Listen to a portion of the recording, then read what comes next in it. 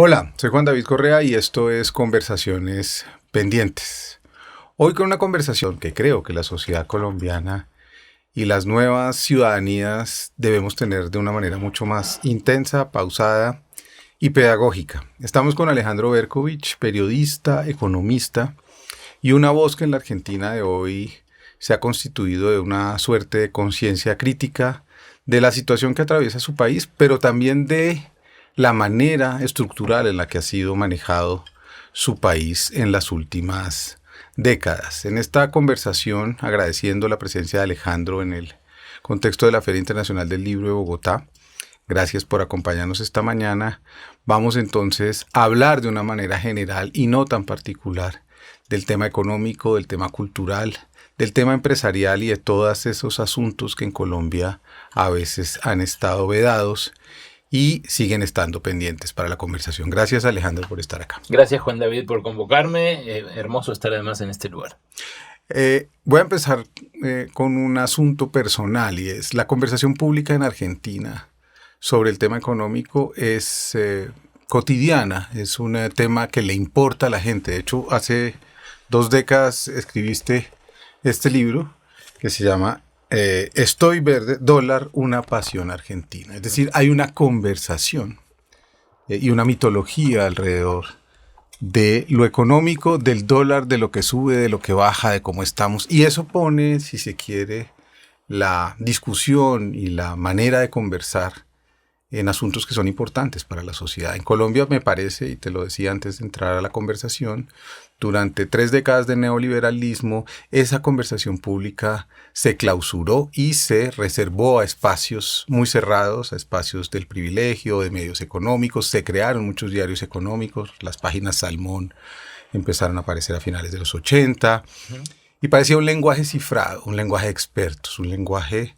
como lo dijo Clinton en el 93, es la economía estúpido y los estúpidos somos los que no entendíamos de economía. Me gustaría empezar con esa reflexión sobre qué has sentido tú en esa conversación que ha tenido tu país con respecto a la economía y por qué a lo mejor la conversación no ha mejorado mucho el estado de cosas, pero ayuda a la gente a entender qué es lo que pasa con la situación económica en tu país y por qué ese ha sido el gran tema de disputa en los últimos 30 o 40 años en gracia de discusión.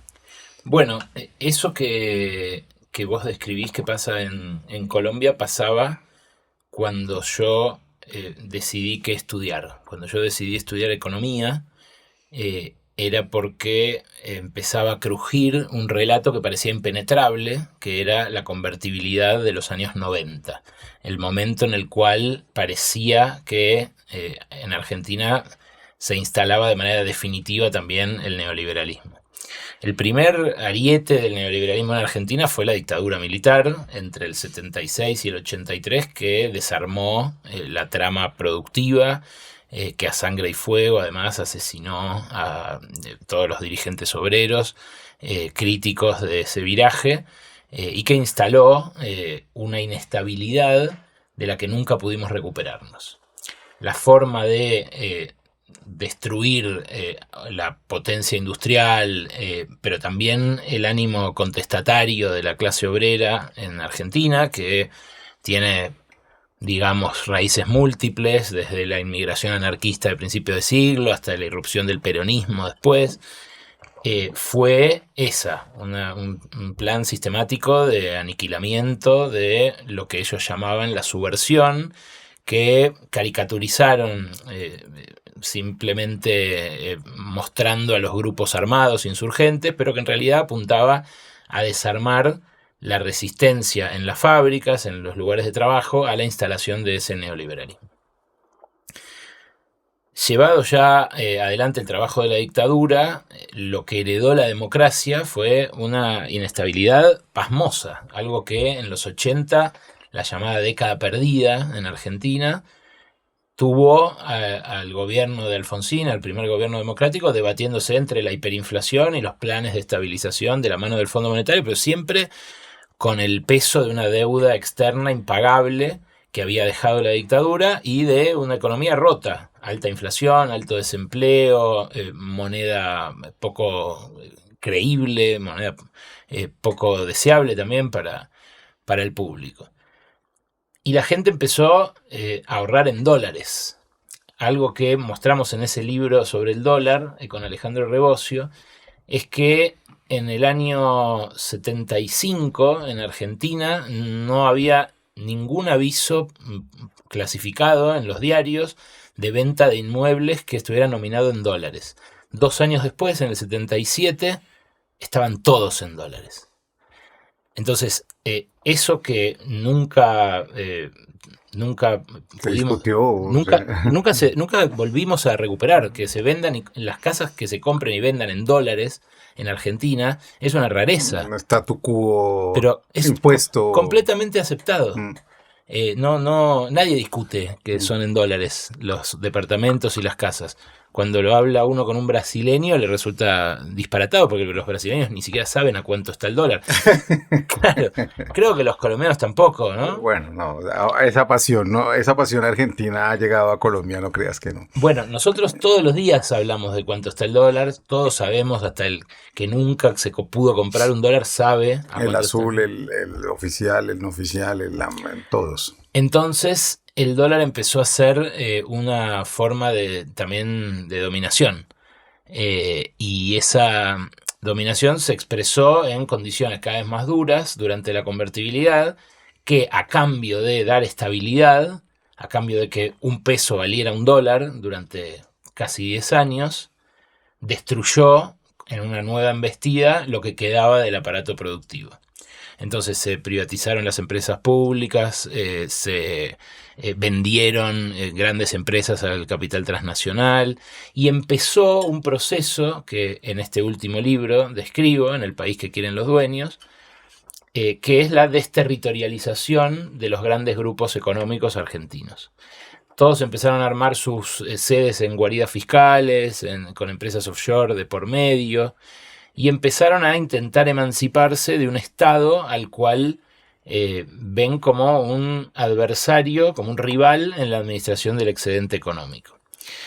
Lo que, si querés, sigue ocurriendo en todo ese lapso, desde la vuelta de la democracia hasta ahora, es que la inestabilidad le pone freno a cualquier ansia de transformación más radical. Entonces los gobiernos lo primero que tienen que hacer es garantizar la estabilidad y luego intentar ir por reformas. Es lo que le pasó al kirchnerismo, que cuando intentó avanzar, por ejemplo, con una reforma tributaria muy progresiva para gravar con retenciones a la exportación de granos, que es nuestro principal recurso, nuestro principal rubro de exportación, enfrentó a una gran resistencia y hasta tambaleó por un momento en 2008, antes de que, luego de la muerte de Néstor Kirchner, Cristina fuera reelecta en 2011 con un número apabullante de votos, porque justamente en esos 2 años siguientes se dedicó a reconstruir la estabilidad y abandonó las ansias redistribucionistas. Esa Cristina, luego ya reelecta, vuelve a intentar algunas medidas redistribucionistas más audaces, como las que habían tomado antes de 2008 y cerca de esas fechas, al calor de la crisis internacional, y pierde nuevamente en 2015 con un Mauricio Macri que empezó a trabajar de vuelta con la idea de que la economía no estaba dando los suficientes frutos. Es como un segundo momento moribundo del neoliberalismo el que encarna Macri, es decir, el empresario que es el único que puede tener la solución para todos nuestros problemas, porque se supone que el Estado es una empresa, el Estado para la mentalidad que se instaló es una empresa. Pero antes de pasar a lo que quieren los dueños, de lo que llamamos los dueños de estos países, me gustaría también ser un poco crítico, o más bien pensar críticamente sobre lo que significó el progresismo y la incapacidad del kirchnerismo en todo caso para, contestar ese relato cultural que se instaló. Porque lo que se instaló en el mundo llegó una nueva élite, una nueva casta, son iguales, han hecho lo mismo, todos, ninguno sirve, y por eso estamos, creo, en gracia y discusión en lo que están ustedes hoy. Es decir, ya cuando cuando el discurso que se impone es todo es lo mismo, todo es igual, pues lo último que queda es una cosa como la que ustedes tienen hoy, ¿no?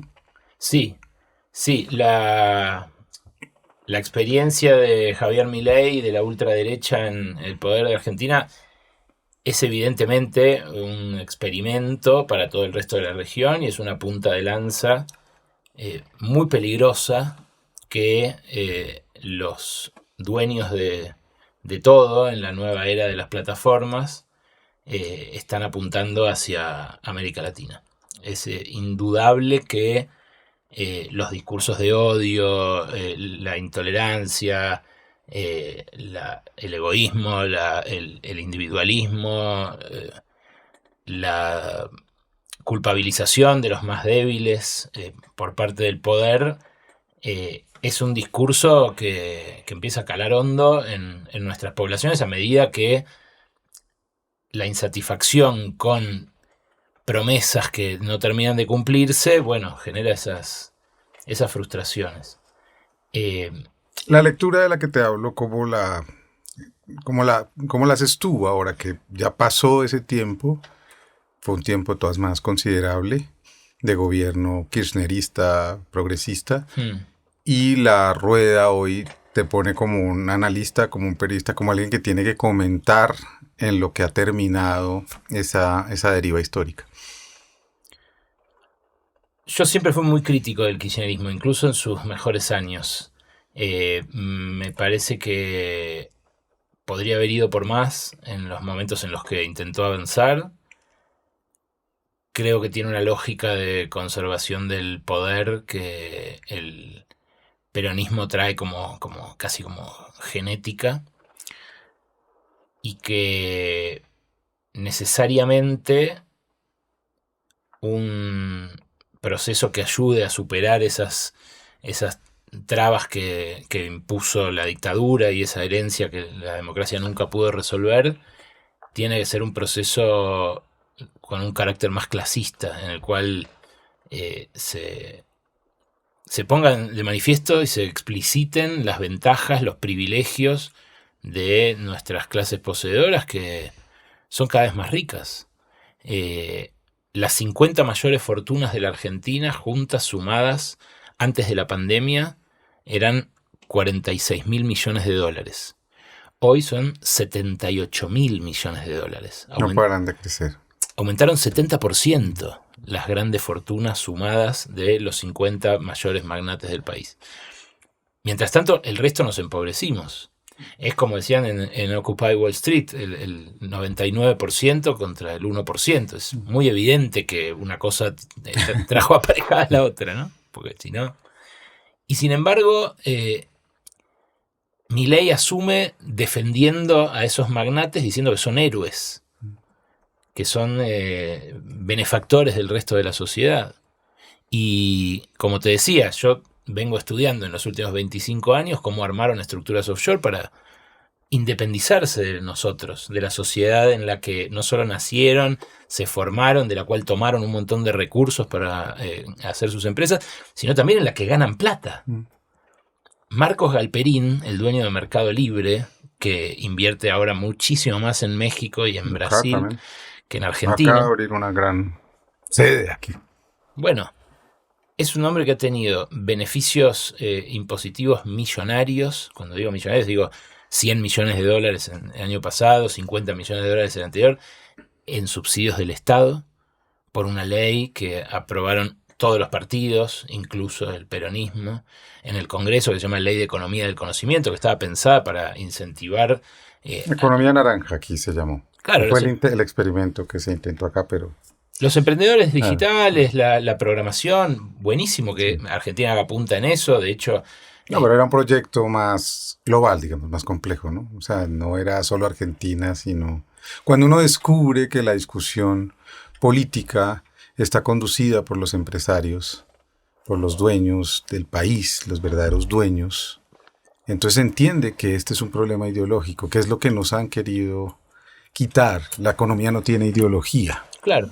La economía es una ciencia y funciona de acuerdo a unas reglas científicas. Y eso es mentira. Sí, claro. Una una caja negra, dicen algunos economistas clásicos.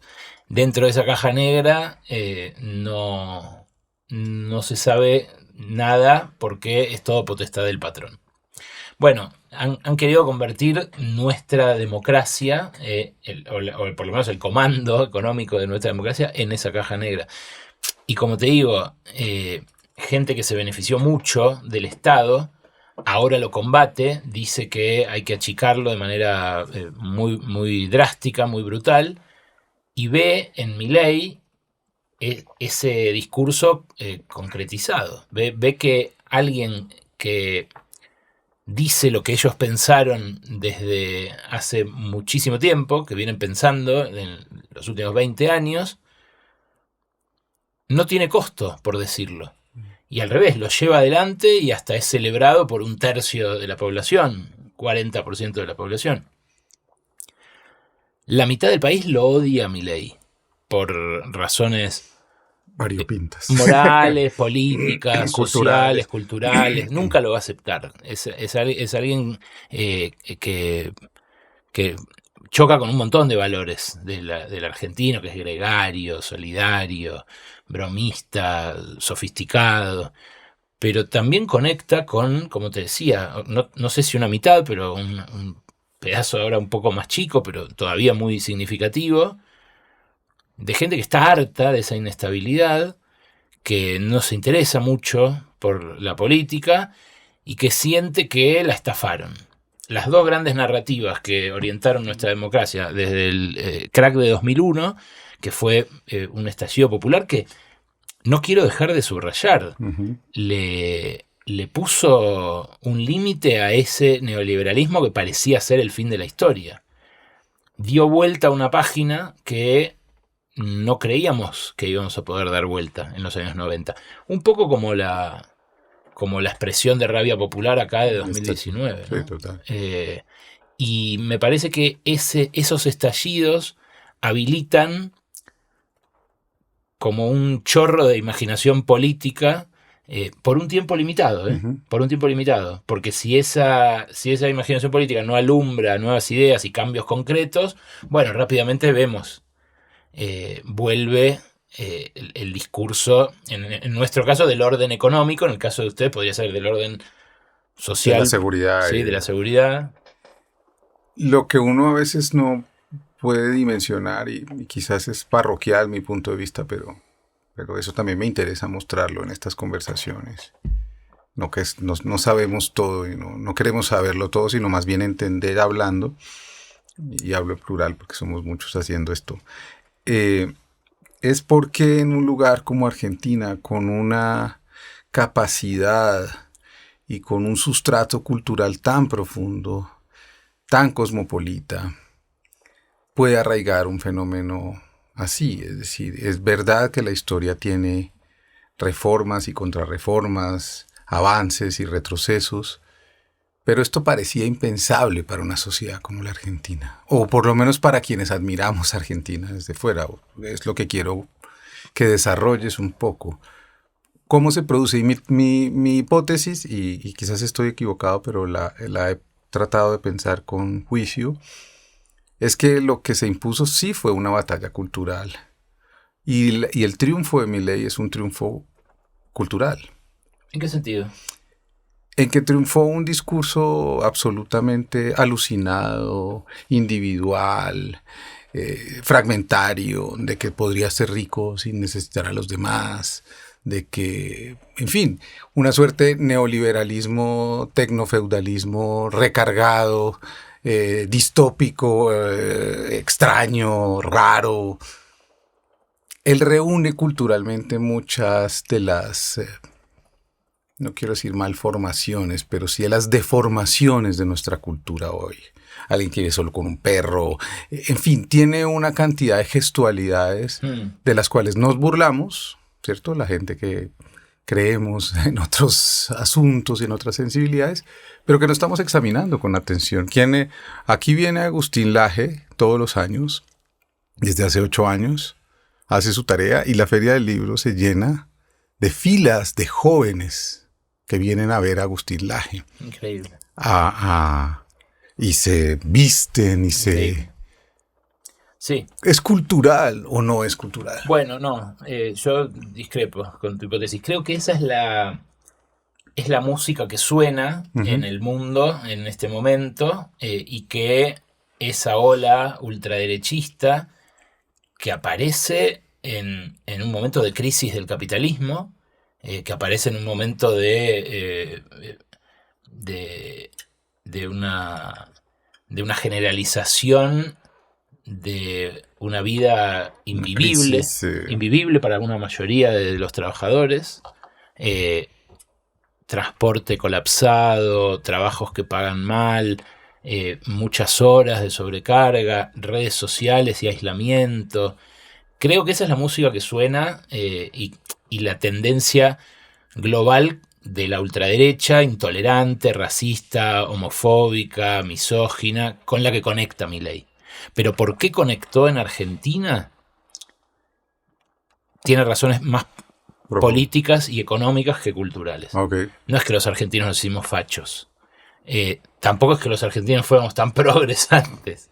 Hay una parte que son muy fachos. Pero incluso no fachos. Yo discreparía también de la orientación popular hacia una idea en este momento que vivimos.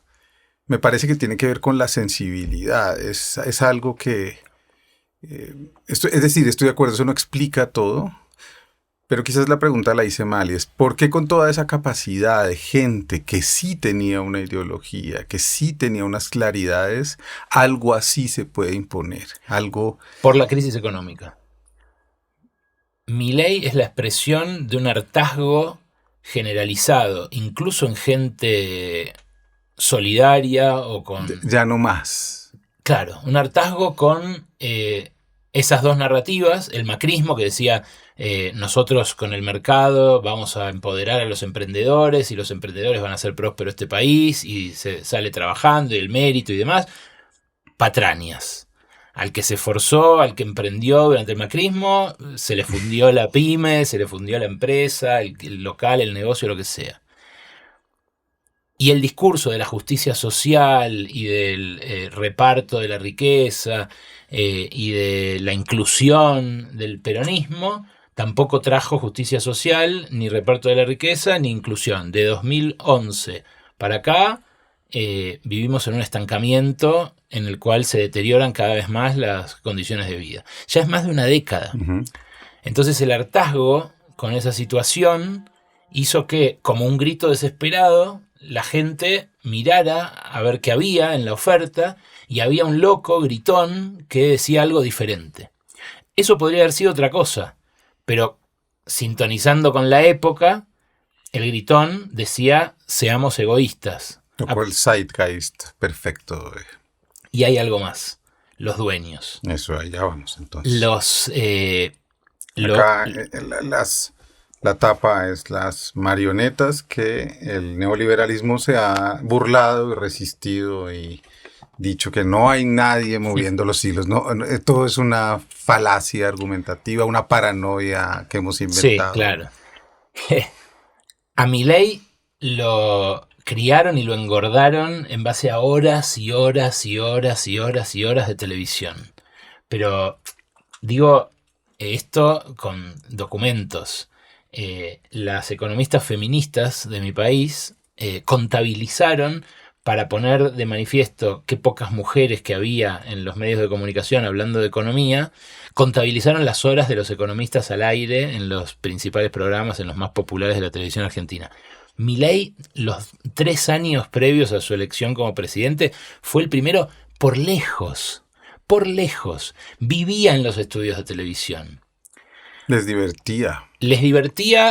Pero también. Por un lado medía, entonces como medía en el rating, lo llevaban a otros programas, pero los primeros palotes, las primeras experiencias que hizo en televisión fueron en el canal a donde tenía hasta hace muy poquito tiempo acciones su patrón, su empleador, que es el mayor concesionario de aeropuertos de la Argentina, Eduardo Ernequian, uno de los dueños, una de esas grandes fortunas que te decía hace un rato se multiplicaron en este tiempo. Milei trabajó como calculista, como economista especializado en el cálculo de riesgo, durante casi 20 años para Urnequian. En la sombra, Sí, pero contando. era un freak, Un accidente ahí. no, era un tipo Sí, de contar, de de con- contabilidad. encerrado en su despacho, que le hablaba de teorías marginales como estas que ahora están en boga en la máquina de café a otros ejecutivos que lo miraban y decían, no voy a perder el tiempo hablando con este loco. Un tipo al que despreciaban muchos por pirado, realmente, en su propia empresa. Pero que en el momento justo y con la plataforma de esos canales de televisión de los grandes magnates, bueno, desperdigó por la sociedad argentina un discurso que cuajaba muy bien con ese hartazgo que te digo, con muy buenas razones, tenía el pueblo, el electorado. Entonces, por un lado está la música que suena a nivel internacional de estas nuevas derechas. Por otro lado está la insatisfacción que había latente en el pueblo. Por otro lado está la voluntad de los dueños que dicen, si va a hacer falta nuevas voces que encarnen esa insatisfacción, que sean las nuestras. Que nos hagan caso. Exacto. Y bueno, de ese cóctel sale la elección completamente inesperada. Yo en el libro cuento que en un foro de magnates que se hace en Bariloche, en un lugar maravilloso, que se llama el Hotel Xiao Xiao. Sí, sí, es muy Uno de los bello. lugares más lindos del Es mundo. muy hermoso, sí. Que era del Estado argentino y que se apropió uno de los magnates. Entonces es increíble. Nuestro país es increíble. Nuestros países. O Sí, sea, ¿no? esto es extensivo a todas Sí, partes. ¿no? Aquí hemos vendido las estaciones de tren, hemos vendido todo. Todo tiene dueño ya. Bueno, el dueño actual de ese hotel maravilloso se llama Eduardo Elstein. Es el mayor terrateniente de la Argentina y se especializa en especulación con tierras urbanas. Es en buena medida el responsable de que sea tan difícil acceder a la vivienda hoy en las grandes ciudades argentinas, especialmente en Buenos Aires. Es el dueño, por ejemplo, de la mitad de los shoppings, de los centros comerciales, de los malls. Entonces también, en parte, ¿Y tiene medios también contribuyó... de comunicación? No. Sí, tiene participaciones en medios, pero no es su core business. Elstein, como te digo, un empresario de real estate, básicamente, lo hospedó a Milei durante 4 meses. En el Yao Yao. No, en Buenos Aires, que es muy lejos de Bariloche, pero durante 4 meses gratis, todo el tiempo que duró el último tramo de la campaña y desde que fue electo hasta que se mudó a la Quinta de Olivos. En el momento nadie decía si eso era un aporte de campaña o qué. Después Milei dijo que lo pagó con su dinero, que había hecho haciendo conferencias, pero nada cerraba de esos números. Todo opaco. Todo opaco. Elstein en el Xiao Xiao organiza todos los años en abril un foro secreto al cual no deja entrar a la prensa, al cual se puede acceder solo por invitación de otro de esos magnates, y que fue tomando fuerza en los últimos años porque empezaron a ir Marcos Galperín, Martín Migoya, los empresarios grandes de las plataformas de Argentina. En abril de 2023, el año en el que en diciembre asume Milei, les preguntaron a los empresarios a quién votarían en las elecciones de octubre, que tenían paso la primaria en agosto. Milei sacó solamente 2 votos de 100 empresarios que había ahí. La más votada fue Patricia Bullrich, que salió tercera. El segundo más votado fue Horacio Rodríguez Larreta, también del PRO, del partido de Mauricio Macri, que perdió la interna con Patricia Bullrich. Milei, yo hablé con varios de los que fueron a ese foro, era considerado un loquito, un tipo que no podía ganar por su discurso extremo, que no podía gobernar después por la inestabilidad de su personalidad, y todos ellos decían la derecha moderada tiene otras expresiones que para nuestros intereses son más deseables. Obviamente el peronismo no saca votos en ese foro, la izquierda menos, pero cuando llegan las PASO, cuando queda claro que la elección iba a ser entre Bullrich, Milei y Sergio Massa, después de las primarias, los magnates siguen sin creerle a Milei y siguen apostando por Patricia Bullrich. Recién después de la elección general, en la cual quedan cabeza a cabeza Milei con Sergio Massa, se da el vuelco. El vuelco de los magnates a decir, bueno, no está tan loco. O si está loco, bueno, no importa. Lo vamos a dominar. Lo vamos a controlar. Es más, el discurso con el que Bullrich y Macri lo apoyan a Milei es el discurso de los magnates. Va a haber contrapesos en el Congreso para las locuras que este tipo dice que va a hacer. Y entonces su gobierno va a ser el mejor que podemos tener los argentinos. Y aparece entonces algo que no sé si has leído, pero a mí me ha aterrado y me ha pasmado del cinismo de las sociedades latinoamericanas privilegiadas al servicio de estos magnates y grandes empresarios. Y es que en Colombia, por ejemplo, prensa empresarial y prensa de derecha ha celebrado lo que está ocurriendo en Argentina. Dicen que es un milagro económico. Dicen que esto es la demostración de que se necesita medidas neoliberales que sigan profundizando la injusticia social. ¿Cómo entiendes tú esos pactos de estos dueños de nuestros países que parece que no tienen ya alma, digamos? Es la evidencia de que nadie tiene ya provisión, ni siquiera en Colombia el problema del agua, por ejemplo. En Argentina eso no ocurre. En Colombia hay cientos de municipios que no tienen agua potable. El problema de la pobreza, en fin. Los problemas más obvios que no hay que rasgar, no hay que ir a buscar, no hay que hacer grandes estudios, son problemas cotidianos. ¿Qué piensas tú de se está organizando un nuevo pacto latinoamericano, si se quiere, de esta gente? ¿Qué ves tú desde lo que está ocurriendo con Milei? Porque es increíble que hoy celebremos en ciertos lugares de privilegio lo que está ocurriendo en tu país.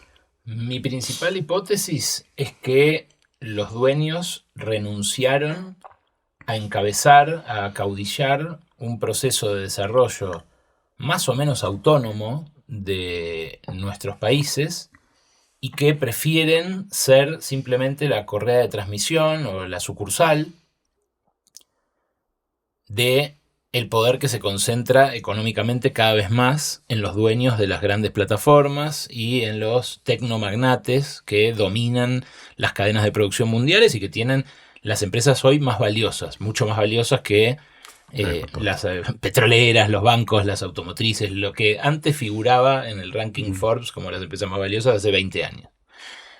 Nuestros empresarios grandes, no estoy hablando del que emprende para sobrevivir, tampoco del que innova, del que trae nueva tecnología o desarrolla nueva tecnología.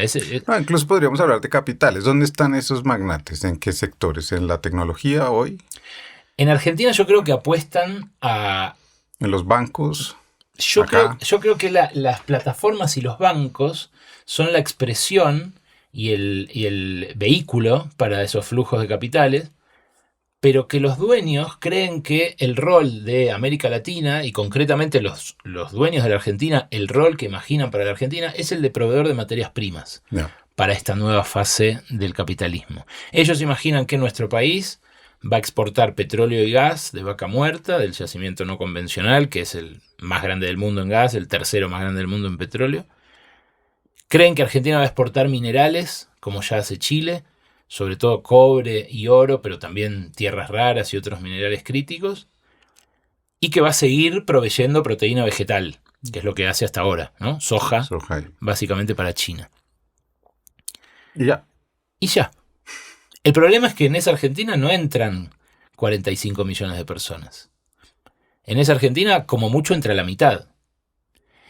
Y otro problema adicional es que, limitándose a ese rol subordinado, a ese rol de producción de materias primas cuyos precios no fijamos nosotros, cuya agregación de valor no se puede escalar y tampoco mejorar, ellos también debilitan su poder relativo frente a otros capitales. Entonces, este libro y mi hipótesis no es una hipótesis, ¿cómo decir?, solamente anticapitalista. En el buen interés de los capitalistas de la periferia en países como el nuestro, estaría intentar establecer algún pacto con los trabajadores de cada uno de sus países para que nuestra región tenga otro rol menos subordinado en el capitalismo que viene, si es que viene un nuevo capitalismo, pero ellos no tienen el liderazgo para imaginar y para llevar adelante eso. Y entonces prefieren apostar por un tipo como Milei, que viene a romper todo, que viene a destruir los lazos que justamente con el correr del tiempo podrían generar un proceso de desarrollo autónomo. Y de algún modo lo que están haciendo es lo mismo que descubrieron que hacían los capitalistas de nuestros países, los teóricos de la dependencia, en los años 50, 60 y 70. Y era algo que te quería preguntar, porque tú lo has hecho de una manera mucho más decidida en los últimos años, y es la manera de controlar también es la manera de controlar un discurso, una información, una opacidad sobre la discusión económica. Como tú no sabes, como tú no entiendes, digo, tú en un sentido, un sujeto social, y tú tienes muchos debates a diario con esos tipos de economistas que defienden a los dueños. ¿Qué tendríamos que hacer para que la gente empiece a entender estos problemas estructurales y que nos convenzamos de que si no empezamos a discutir estos asuntos, estas propiedades, estos servilismos, estas servidumbres, esos papeles que nos quieren hacer jugar? Colombia ha sido un país, el corazón del extractivismo, extractivismo legal e ilegal por todas partes, ¿no? Coltán, oro, carbón, petróleo, cocaína. O sea, tienes todo. Y seres humanos. Todo. ¿Qué es lo que crees tú que no hemos podido entender en ciertos sectores de América Latina sobre la economía? Pienso en la llegada de Varoufakis a Grecia, a Grecia, y la impotencia de él de que la gente entendiera que lo que estaba en juego era la voluntad de unos seres que estaban hablando seguramente en el Yao Yao o no era algo demasiado complicado, era un pacto. ¿Qué tenemos que hacer para ir develando ese pacto? Y por eso celebro que estés aquí, que puedas hablar con esta naturalidad, porque en Colombia esto no se habla. En Colombia hasta ahora estamos hablando de que los grandes grupos económicos son los dueños de la información, son los dueños de todo. De los bancos son los únicos que están creciendo, pero eso aquí parece un anatema y un pecado. Yo tampoco tengo la receta. No, por supuesto. Estamos... Sí, pero mi aproximación al asunto es que es clave la educación. Que en la medida en la que se democratiza la educación, en la medida en la que se combate también el aislamiento en el que nos sumen las redes sociales, se habilitan otras conversaciones. Y también creo que la izquierda, que los movimientos emancipatorios tienen que hablar más claro, tienen que ser menos eufemísticos. Uh-huh. Y esa es mi búsqueda. Todos los días hablas así en la radio. Sí, porque, bueno, hasta ahora no me metieron preso, hasta ahora eso se puede hacer en Argentina. Se puede hacer desde los márgenes de los medios, ¿eh? Yo tampoco he trabajado... Estás en el corazón de... Claro. Hice una carrera en 25 años en la cual trabajé en esos diarios de color salmón, en la cual como economista hablé con todos estos tipos y que de algún modo me dio la autoridad como para cuestionar algunos discursos ante un público más masivo. Pero no es gratis y no es fácil tampoco, porque justamente lo que antes era el control local de los medios de comunicación, del discurso en cada país, ahora es la mega censura de las redes sociales, de las plataformas de extracción de datos, que cuando algo no le gusta, no lo dejan circular. Lo apagan. Lo apagan en el algoritmo de una manera deliberada, opaca y sin costo. No es que aparece el dueño del diario y le Quita la arranca columna. la columna y en un acto de violencia. No, son bytes.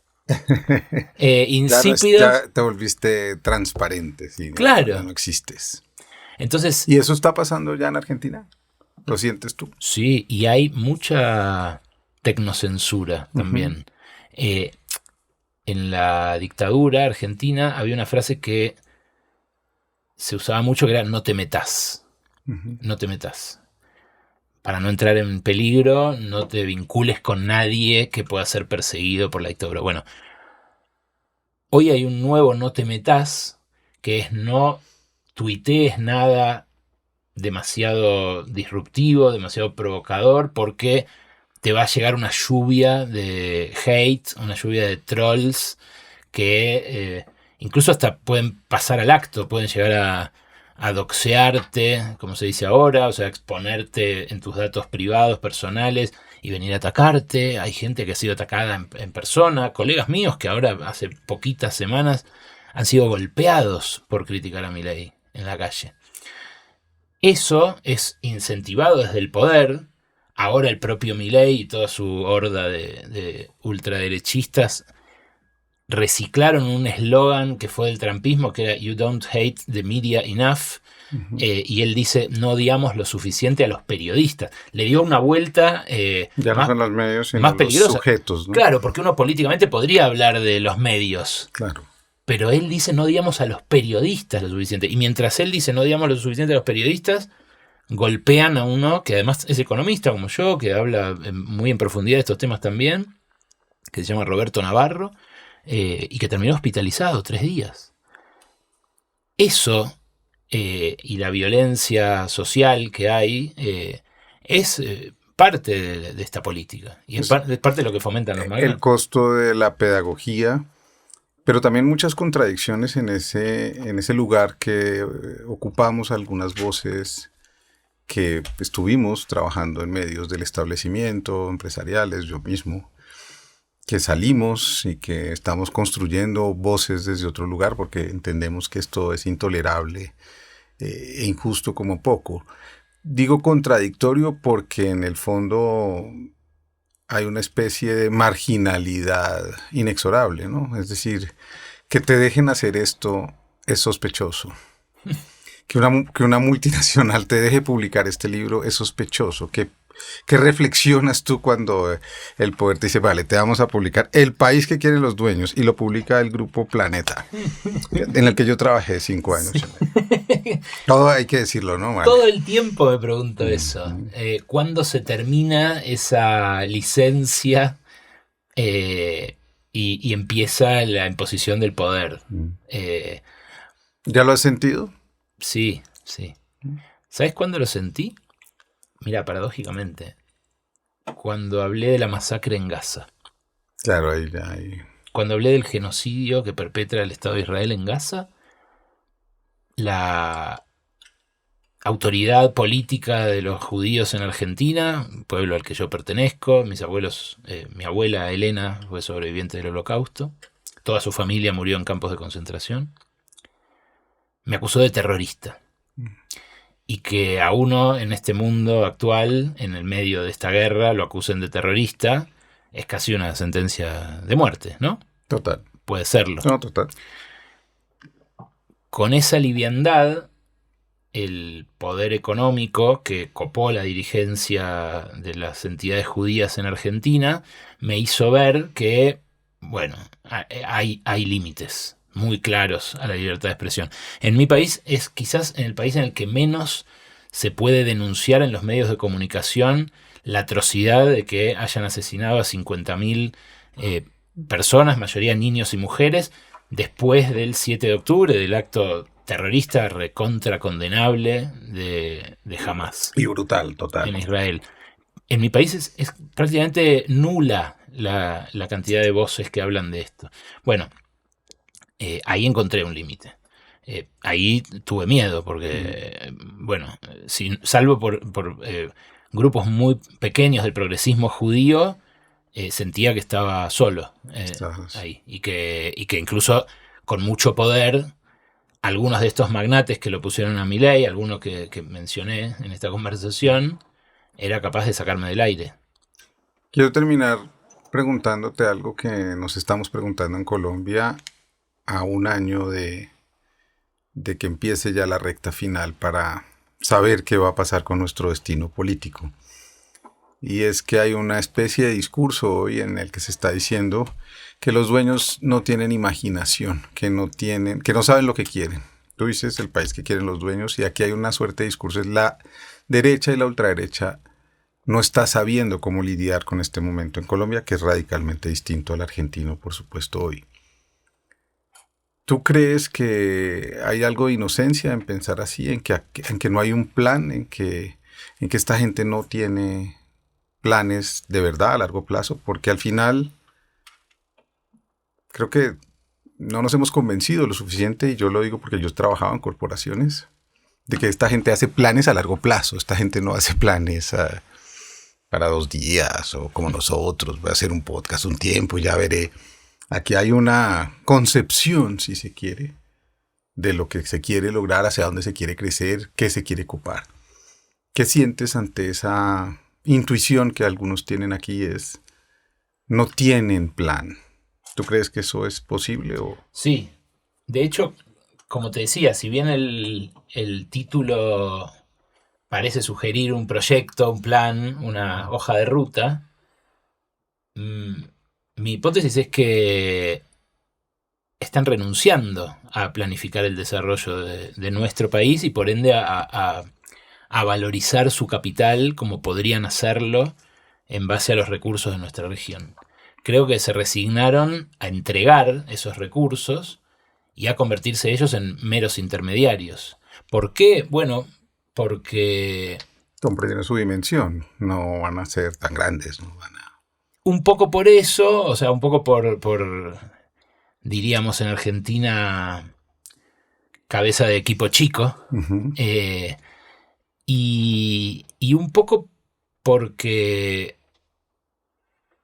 sienten que las sociedades son ingobernables. En el caso de Argentina se ve muy nítidamente. En Argentina perviven características muy contenciosas, muy callejeras, muy tumultuosas. A cada rato salimos a la calle de a 300.000, 500.000, todo el tiempo, incluso ahora. En el gobierno de Milei, cuando le pegaron a los jubilados en una protesta por el recorte, cuando le vetaron los recursos, te digo las más grandes, cuando le vetaron los recursos de las universidades, fue monumental, quizás la marcha más grande en todo el país desde la democracia. Entonces, ante eso y ante lo que consideran un peligro, que es que el Estado le dispute parte del excedente que genera el país, creo que se resignaron que este plan de extractivismo organizado con condiciones que garanticen que los recursos que genera ese extractivismo se vayan vía las finanzas hacia guaridas fiscales donde ellos tienen sus fortunas y también hacia los centros de poder financiero donde están los bancos que financian ese extractivismo, alcanza. Digamos que la fase concluyente es, acá se dice así, venderle el alma al diablo. Ya la propiedad es de otros y ellos van a administrar, van a ser una suerte de actores de segundo. Intermediarios, gerentes. Intermediarios. De vuelta, no es una idea original la que propongo, es lo que descubrieron Gunder Frank, Teotonio dos Santos, algunos colombianos también. Es lo que describieron muy bien los teóricos de la dependencia cuando todavía no se había puesto en marcha el neoliberalismo. Pero es algo que hoy, en la era digital, en un momento de las fuerzas productivas en los cuales los estados también podrían aprovechar esos avances técnicos para mejorarle la vida a la gente, no tenemos por qué dar por sentada. Esa misma valorización digital, como dice Varoufakis en su libro, que hoy concentra cada vez más poder y capital en los que ya para él no son más capitalistas, son feudalistas, tecnofeudalistas, nuevos rentistas de este mundo. podría ser usada por los pueblos. Y es muy concreto esto. ¿Por qué Uber solamente ofrece vehículos y no es una plataforma de transporte integrada que le diga a la persona que se quiere mover del punto A al punto B, puede hacer si no hay una combinación de transporte buses, público sí, que sea más rápida que esa, o si no puede ocupar un lugar en un auto vacío de alguien que se esté moviendo de ese mismo punto A y punto B, sin que una mega transnacional se quede con una tajada de ese precio, que es una renta del 30%. ¿Por qué no puede pasar eso? ¿No tenemos programadores que en el Estado puedan hacer eso? ¿Por qué la plataforma de venta de e-commerce de Mercado Libre no puede darle las garantías al consumidor que el Estado podría forzar si se pusiera a trabajar en esa misma plataforma, pero con un interés que no sea el del lucro? Digo, nuestra falta de imaginación política, la de las izquierdas, también tiene que ver con una pereza respecto de lo nuevo. Es muy fácil sentarse con el libro de papel en el sillón y hablar desde la comodidad de alguien que tiene la ducha caliente y el plato caliente resuelto, y no ver con qué seduce el gran capital al que pedalea todos los días para vivir y que no tiene casa. Ni nada, ¿no? Ni nada. Rappi. Lo que me parece que nos falta a nosotros es, además de un discurso que devele este poder, que es a lo que me dedico yo, que imagine posibilidades alternativas.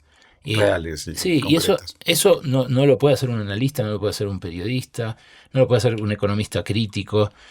Tiene que ser una fuerza social, tiene que encarnarse en un liderazgo político. Tiene una conversación pública, social, que organice la gente, ¿no? Sí. Creo que tiene que haber eso. Yo por ahora me limito a lo primero y francamente creo que tenemos que usar todas las herramientas, claro, como hace Agustín Laje, como hacen los fachos. Hoy, no sé cuándo va a salir este podcast, pero hoy que lo estamos grabando, se cumplen 80 años de la derrota del fascismo, del Día de la Victoria, en el cual Berlín cae finalmente ante valores que yo hoy identifico como los de la solidaridad, que por supuesto tenían también sus bemoles, ¿no? La Unión Soviética, sobre todo lo estuvo después, pero el fascismo parecía invencible. Este también de ratos parece, no lo es. Gracias, Alejandro, por estar aquí. Gracias a ustedes por acompañarnos a escuchar, a pensar juntos, a llenarnos de razones y a entender que ninguna transformación y ningún cambio social ocurren de la noche a la mañana. Necesitan de nuestra fuerza, de nuestra voluntad, de nuestra inteligencia. Nos vemos en la próxima conversación pendiente.